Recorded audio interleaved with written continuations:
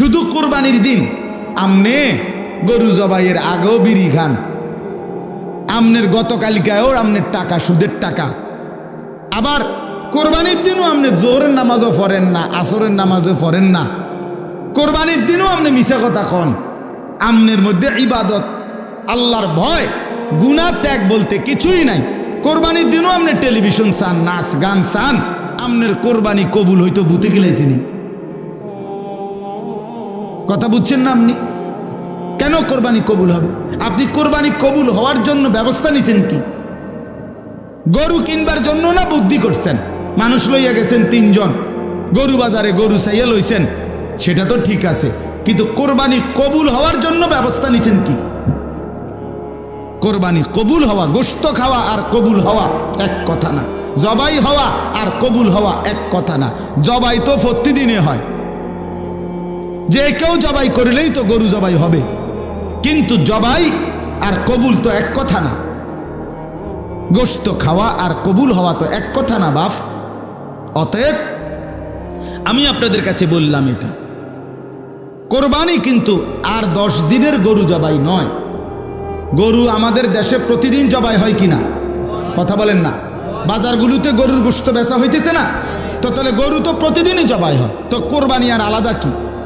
কোরবানিও তো গরুই জবাই করে, তো এটা তো প্রতিদিন হইতেই আছে। তাহলে বোঝা গেল কোরবানি শুধু গরু জবাই নয়, আলাদা কিছু। আলাদা কিছু কি না, সেটা ইবাদত, আর সেটা কবুল হবে তার তাকওয়া থাকবে যা। আল্লাহ তাআলা কোরআনুল কারীমে বলছেন, লান ইয়ানালাল্লাহা লুহুমুহা ওয়ালা দিমাউহা ওয়ালাকিন ইয়ানালুহুত তাকওয়া মিনকুম। আল্লাহ বলেন, আমার বান্দা শুনো, তোমাদের গোশত, রক্ত, কোরবানির প্রাণীর কিছুই আমি নেই না, আমি শুধু তাকওয়াটা নেই। আমি তাকওয়া নেই। তুমি দেখছো গরুর দিকে, আমি দেখছি তোমার জিন্দেগির দিকে। তুমি দেখো গরু কেমন হৃষ্টপুষ্ট গরু, আল্লাহ বলেন আমি দেখছি তুমি কেমন ইবাদত আমলওয়ালা। আমি তোমাকে দেখব, তুমি গরুকে দেখো। কথা বুঝছেন কিনা বলেন? তুমি কি দেখো? গরু দেখো। আল্লাহ বলেন আমি দেখব কি? তোমাকে। তোমাকে ইন্নাল্লাহা লা ইয়ানজুরু ইলা সুওয়ারিকুম ওয়ালা ইলা আজসামিকুম। নবী সাল্লাল্লাহু আলাইহি ওয়াসাল্লাম বলেন, নিশ্চয়ই আল্লাহ তোমাদের চেহারা শরীর দেখবে না, ওয়ালাকিন ইয়ানজুরু ইলা কুলুবিকুম ওয়া আমালিকুম, বরং আল্লাহ তোমাদের দিল দেখবেন আর তোমাদের আমল দেখবেন। আল্লাহ দেখবেন বান্দা কুরবানি আজকে, অথচ প্রাণী তো জবাই করলা, তো গোশত কুটতে কুটতে, হাড্ডি চুলতে চুলতে, হাড্ডি কোবাইতে কোবাইতে জোহরও শেষ, আসরও শেষ, মাগরিবও শেষ। কোরবানি তো ছিল ওয়াজিব, জোহর তো ছিল ফরজ। কোরবানি তো ছিল ওয়াজিব, আসরের নামাজ তো ছিল ফরজ। আল্লাহর জন্য কোরবানি করলে আবার নাচ দেখো কেমনে। আল্লাহর জন্য কোরবানি করলে কোরবানির গোশত খাইতে খাইতে টেলিভিশনে নাটক, সিনেমা, নর্তকীর ছবি দেখো কেন? এটা কেমনে হইল আল্লাহর জন্য? এটা কেমনে হইল কোরবানি? এটা তো আর 10 দিনের মতো, বছরের অন্য দিনের মতো গোশতই খাওয়া। হ্যাঁ বলেন? এই জন্য আমি বললাম কোরবানির ক্ষেত্রে এটা মনে রাখতে হবে, কোরবানি যেন হয় আমার আপনার জিন্দেগি গুনাহমুক্ত অবস্থা। নাই তো আসমানে যাবে না, আমনের ঘরে যাবে। আমনের ঘরে গোশত যাবে, চুলায় রান্না হবে, সিদ্ধও হবে, রুটির লগে খাইতেও পারবেন, সবই ঠিক আছে। কিন্তু আসমানে যেতে হলে, আল্লাহর কাছে যাইতে হলে তাকওয়া লাগবে। তাকওয়া লাগবে।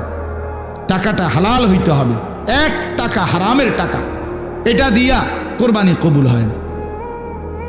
এবং হারাম টাকার শরিক যে হয়, তার কারণে বাকিদের কোরবানিও কবুল হয় না। আপনি যদি বলেন বুঝমু কেমনে, না বুঝলে আপনি হাতের লগে করেন কেন? কথা বলেন না কেন? আপনি 1.5 লাখ টাকা, 3 লাখ টাকার গরু লোক দেখাইতেন গেলেন কেন? আপনার সন্দেহ হয়, আবার সামর্থ্য আপনার পুরা নাই, কম। আপনি পুরা পারতেন না 1 লাখ টাকার কোরবানি দিতেন, আপনি খাসি কোরবানি দেন। এটা তো ইবাদত, এটা তো গোশত খাওয়া না। কথা বুঝছেন? এই জন্য মনে রাখতে হবে, 1 টাকা হারাম টাকা, সুদের টাকা, ঘুষের টাকা, বাজারে ব্যবসা করে ওজনে কম দেয়, তো এ তো ধোঁকাবাজ, এ তো ধোঁকাবাজ। পণ্যের গুণাগুণ 2 নম্বর মালরে 1 নম্বর বলে, 3 নম্বর মালরে 1 নম্বর বলে, এ তো ধোঁকাবাজ, বাটপার। তাহলে এই বাটপারে যে টাকাটা নিল, এটি বাটপারির টাকা না? কথা বলেন না কেন? তো এ তো নাজায়েজ টাকা। এই টাকা দিয়ে কোরবানি জবাই হবে প্রাণী, গোস্ত জোরসো হইব, ভাতও খাওয়ান যাইব, রুটিও খাওয়ান যাইব, তা আসমানে যাবে না। কোথায় যাবে না? আসমানে যাবে না, রবের কাছে যাবে না, মালিকের কাছে যাবে না। কথা শক্ত হইল, এটাই সত্য, শক্ত। এরুম যদি আমনে বলবেন এরুম এরুম কইলে আর কয়জনে কোরবানি দিব? দিয়েন না আপনারা কেউ, অসুবিধা কি? কথা বলেন না কেন? আল্লাহ ঠেকে যাবে, ঠিক না? ফেরেশতারা আটকা ফিরে যাবো নাকি? তো আর অসুবিধা কি? তা সমস্যা কি? কোরআনে আল্লাহ বলছে ওমান কাফারা ফাইন্নাল্লাহা গানিয়্যুন আনিল আলামিন। আল্লাহ বলে তোমরা যারা হজ করতে অস্বীকার করো, অবজ্ঞা করো, অবহেলা করো, তাইলে মনে রাখো কোনো সমস্যা নাই, আমি আল্লাহ গোটা পৃথিবীর সমস্ত মানুষ কারো প্রতি মুখাপেক্ষী নই, আমি সবার থেকেই অমুখাপেক্ষী। কেউ যদি আমাকে সেজদা না করে আমি আল্লাহর বড়ত্বের মধ্যে কমবে না, আবার সবাই যদি আমাকে সেজদা করে তবুও আমি আল্লাহর বড়ত্বে বাড়বে না। আল্লাহ বাড়েও না কমেও না। কথা বোঝেন নাই? সবাই নাফরমানি করলেও আল্লাহ কমে না, সবাই জুনায়েদ বাগদাদি হয়ে গেলেও আল্লাহ কি হয় না? বাড়ে না।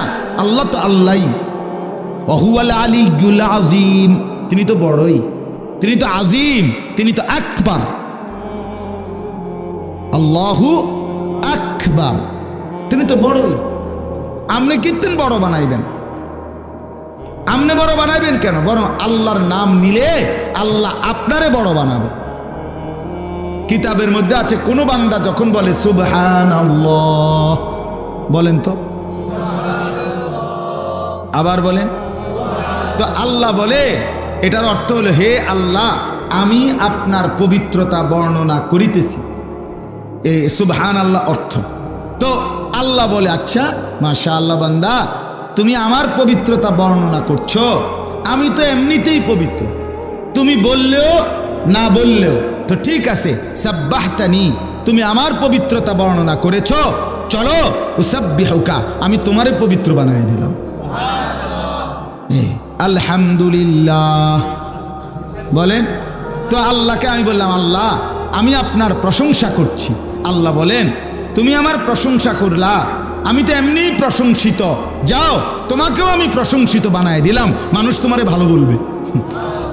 জিকির করে দেখো, তোমারে দেখবা মানুষে ভালো করবে, কবো লোকটা নামাজি, লোকটা আল্লাহওয়ালা, লোকটা জিকির আজকার করে, বলবে মানে আল্লাহই জিকিরের বরকতে তোমারে কি বানাই দিবে? দামি বানাই দিবে। তাইলে আল্লাহ তাআলা বলেন তোমরা কেউ বন্দিগি না করলেও আমার সমস্যা নেই, আমার সমস্যা নেই। তাইলে আমার এই কথাটা আপনারা মনে রাখবেন, কোরবানি যেন হয় 100% হালাল টাকা থেকে, বলেন ইনশাআল্লাহ। 2 নাম্বার, কোরবানি যেন হয় গুনাহমুক্ত জীবন নিয়ে। কি নিয়ে বলেন না? গুনাহমুক্ত জীবন নিয়ে।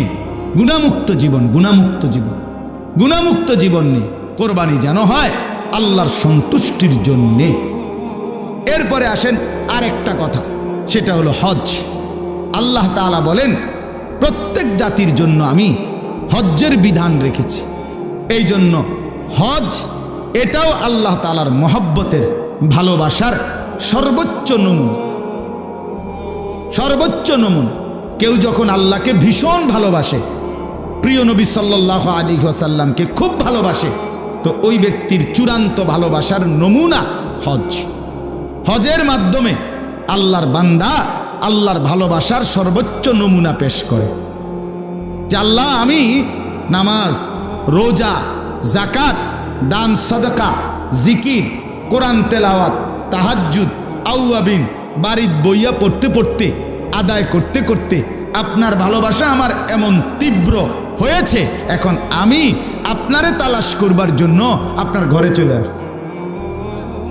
তা আল্লাহ তাআলা বলে ঘোরো, খোঁজো, আমারে খোঁজো, চারদিকে ঘোরো আমার ঘরের।